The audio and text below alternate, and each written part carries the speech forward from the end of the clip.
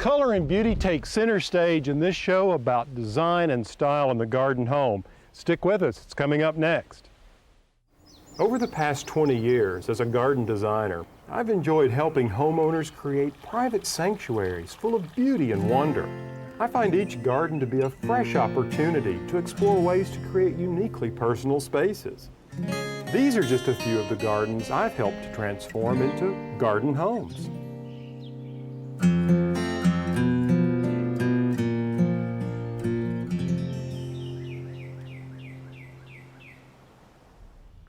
Hi, I'm Alan Smith. Welcome to the Garden Home.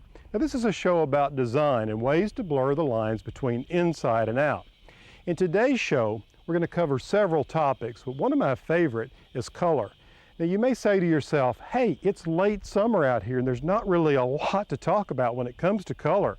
But actually, I'm going to show you how you can bring taste and color right into your home, well into those cold days of winter. Of course, depending on where you live. And we'll talk about winter vegetables in just a moment. But first, let me ask you, what do you know about the relationship between wine and roses? Well, of course, they're both romantic symbols. But did you know that hybrid tea roses are often used by vineyards as an indicator for pests that could ruin a grape harvest? We'll find out how one innovative California farmer is turning his hybrid tea testers into a cash crop all their own. And out in the garden home, I'll tell you how roses fit into the future of this focal point, an amazing fig. Right now, let's take a walk up the hill to see how things are coming along.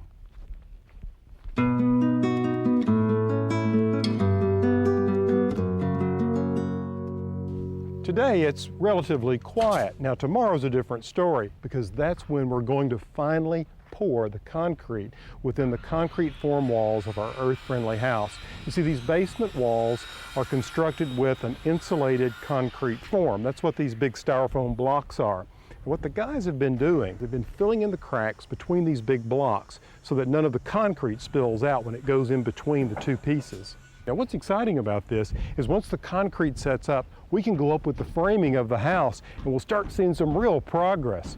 Now, some other things are going on out here. The barn's coming together nicely. We still have to get it painted. We're moving the horses from one paddock to another so we can sow wildflower seeds. And then we're getting ready to plant daffodils, lots of them. And there's still some more stone walls to go. Okay, so let's get back to the basement.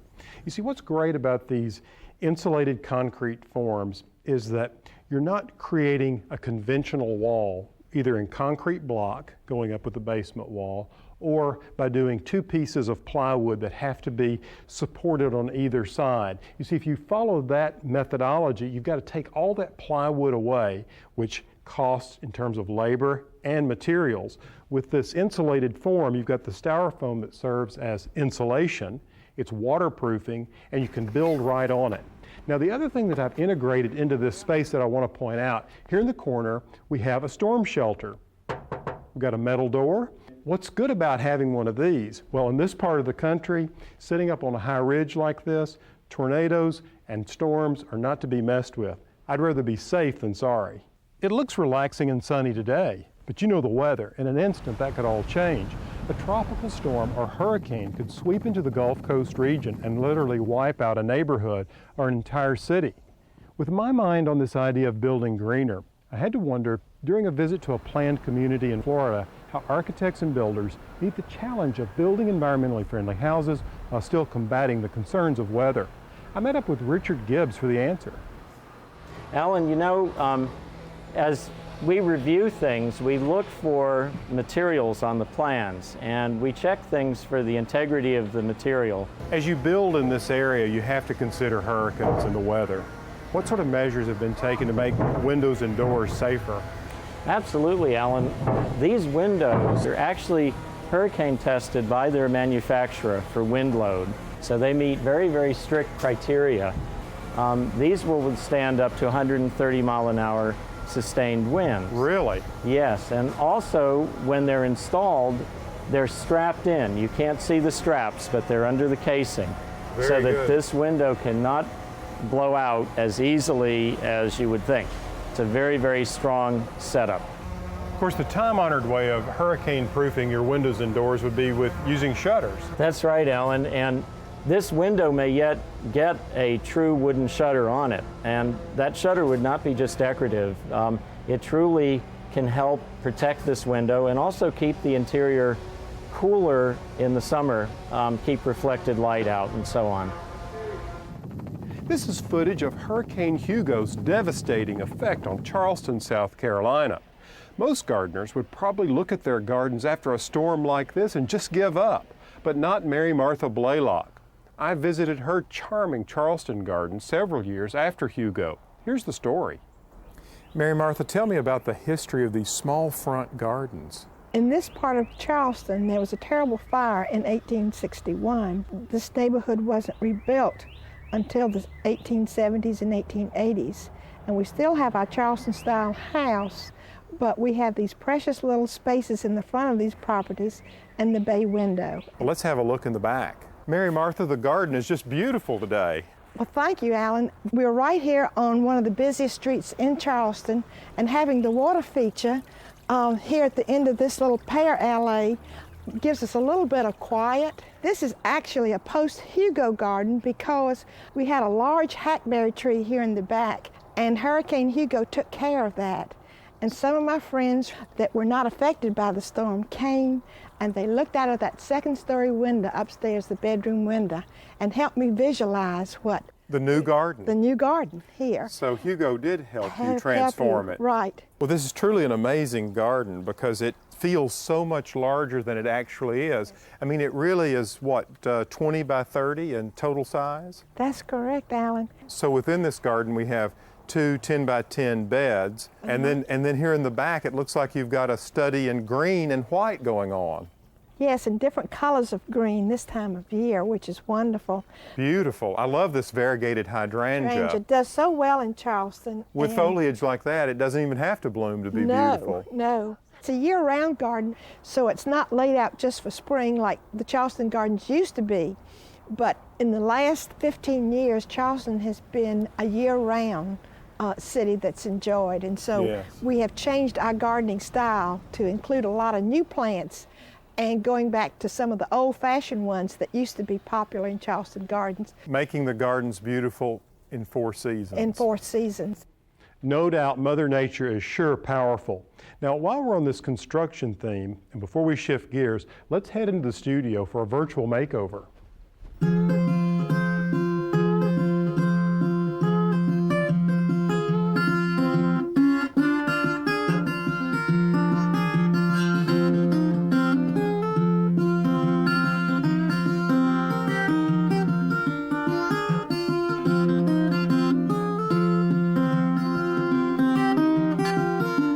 Welcome to the Design Studio.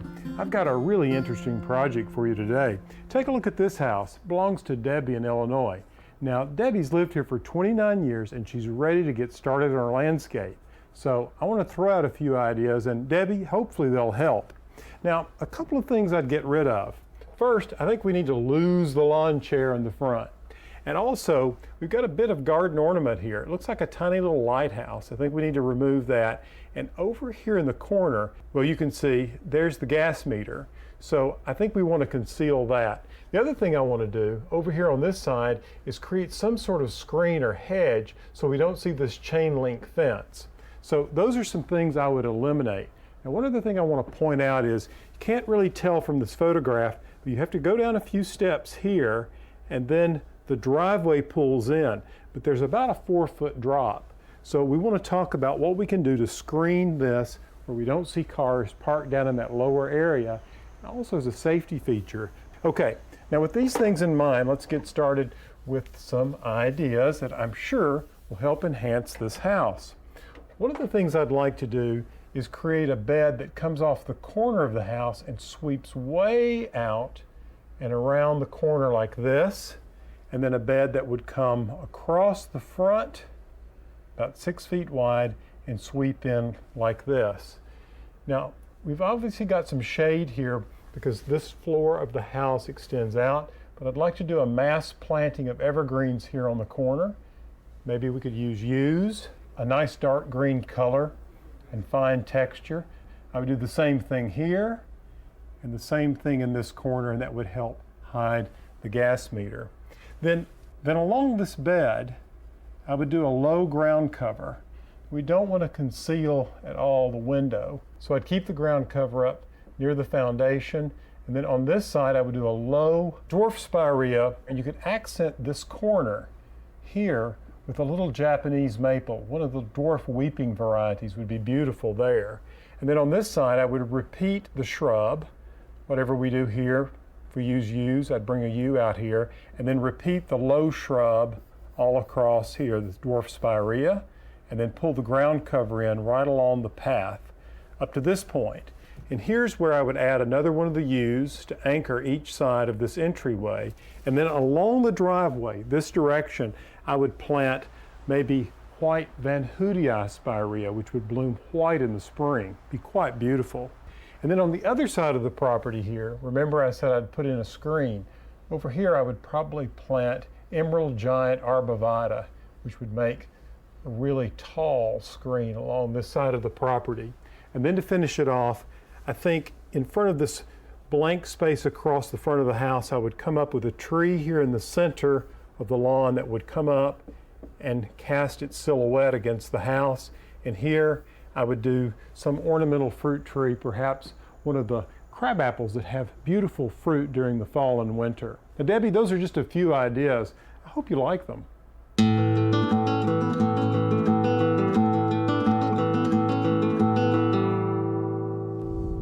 I have to say, I'm really excited by the way the vegetable garden is coming together. The guys are putting in the split rail fence, and you can see it's going to define the outer edge of the vegetable garden.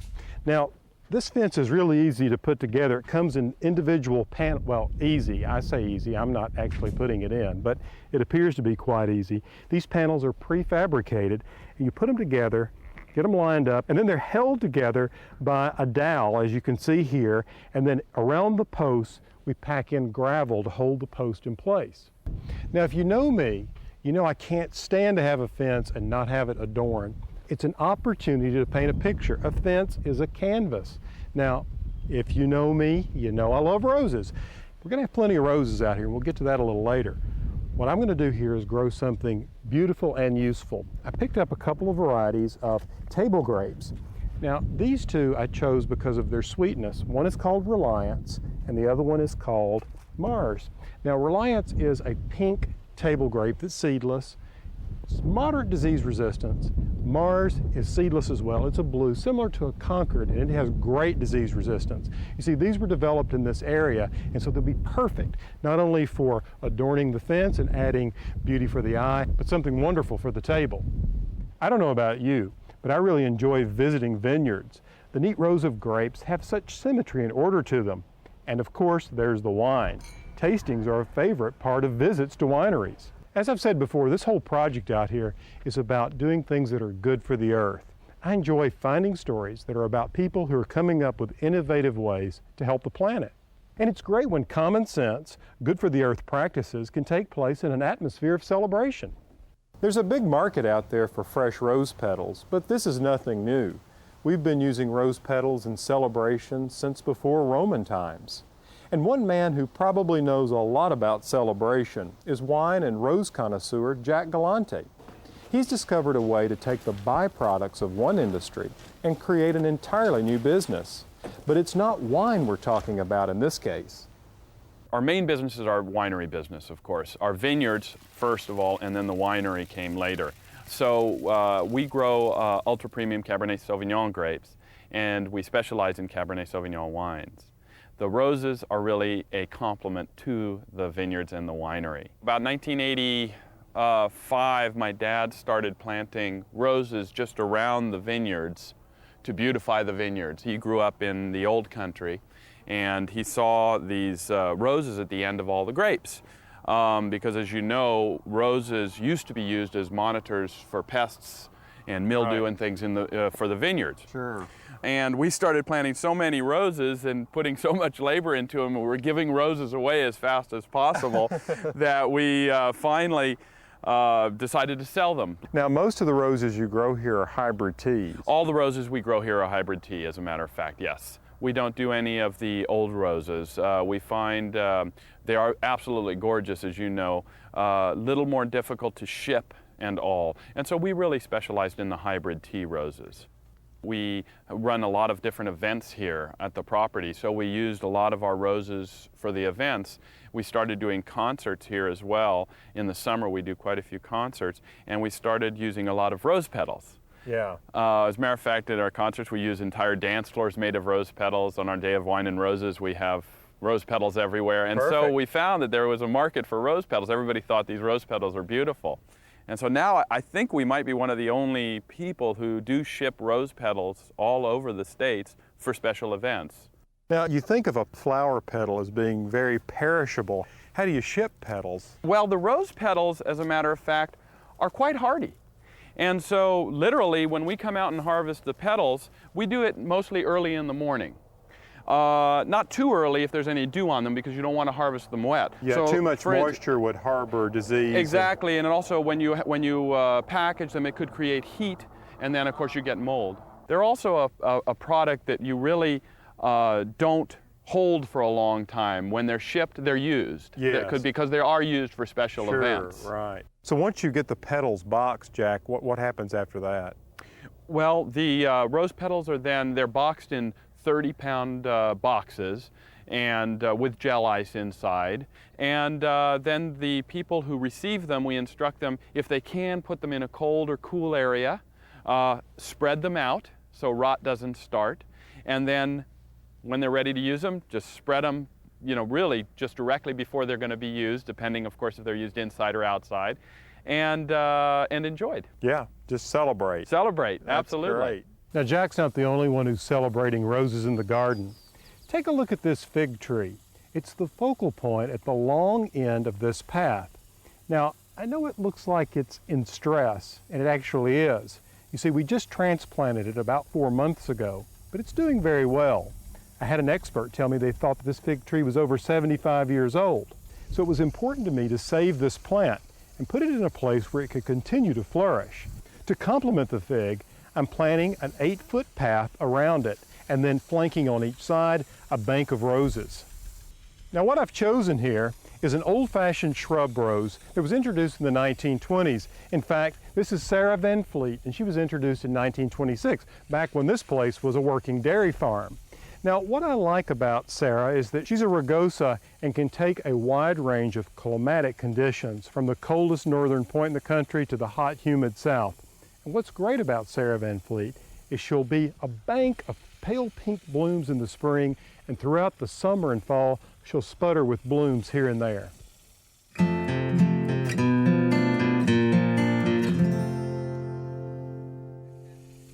To me, color is one of the most exciting principles of design, and I'm inspired by it in plants, whether it comes from the bloom, the foliage, or the bark, you name it. I had an opportunity to visit with a color expert, where we talked about the use of natural colors indoors and trends that we see today.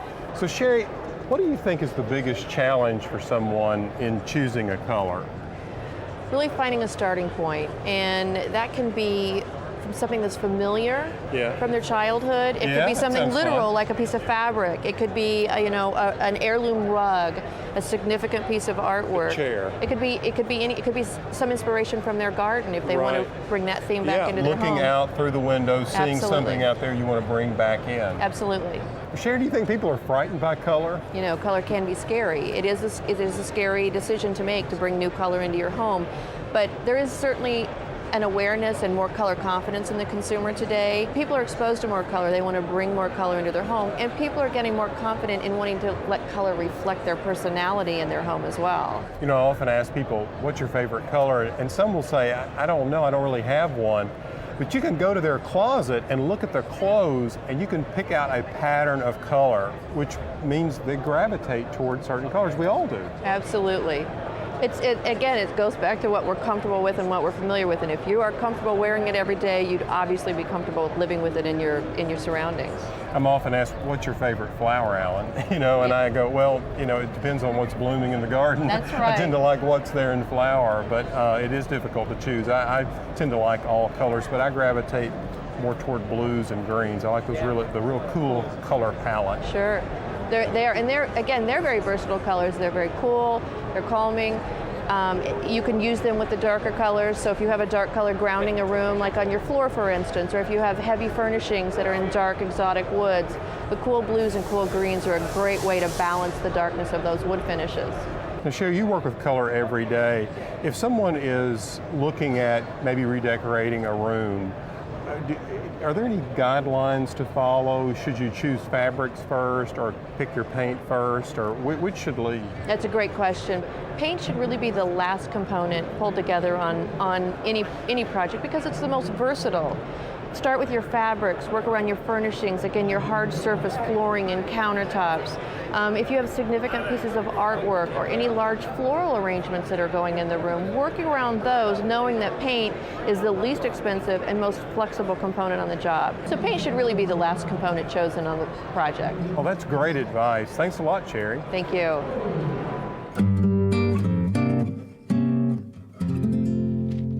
If color inspires you inside, then you're going to love what I'm doing out here in the vegetable garden. You see, even though winter is on its way, here we are in late summer, I'm going to take advantage of the cool weather of fall to grow some of my favorite things, salad greens, a wide range of them, arugula and lettuce, and then there are those greens that you cook, like collards, mustard greens, turnips, and then, of course, spinach, one of my all-time favorites. I'm going to plant the spinach in rows, and it will produce until the temperatures drop well below freezing. The others, I'm going to just seed freely in these raised beds, and you won't believe what I'll have to eat in just about 4 weeks. Just 2 cups of this leafy green vegetable chopped can contain more than 186% of the U.S. recommended daily allowance of vitamin A. You see, it helps boost our immune system, which is our body's defense against disease. It's fun to plant because the seed will germinate in less than a week. But when I'm waiting for mine to mature, or during the off-season, I buy spinach bags to satisfy my cravings for it fresh. Spinach is excellent in salads, either as a substitute for or with lettuce. It's also great in pasta or sautéed with a little olive oil, garlic, and lemon juice. The only problem with it is it can taste gritty and requires repeated rinsing to clean it. This is because of how the plant grows. You see, the leaves are open. They're not closed in a tight head like with cabbage. Some companies are pre-washing and spinning spinach dry before it's distributed. This makes preparing it much easier. Popeye may have made spinach famous, but it's the vitamins and minerals in this leaf that will continue to keep it in the forefront of nutrition.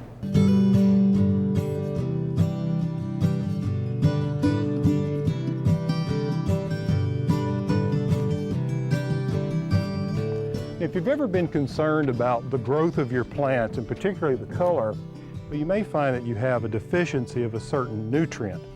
Now, when I prepared the soil in these raised beds, I blended lots of things in here, particularly compost. But what I discovered is the compost that I got wasn't fully decomposed, so it actually took nitrogen from the soil. I did a soil analysis and discovered that everything was in balance except for the nitrogen. So what I've done to raise the nitrogen level in these beds, I've added 2 organic sources of nitrogen. One being pelletized chicken manure, which doesn't smell that great, but believe me, it really works. And the other, which is kind of a gruesome idea, blood meal, but it really works. With the blood meal, I put it down at a rate of about 2 pounds per 100 square feet, and the same with the chicken manure.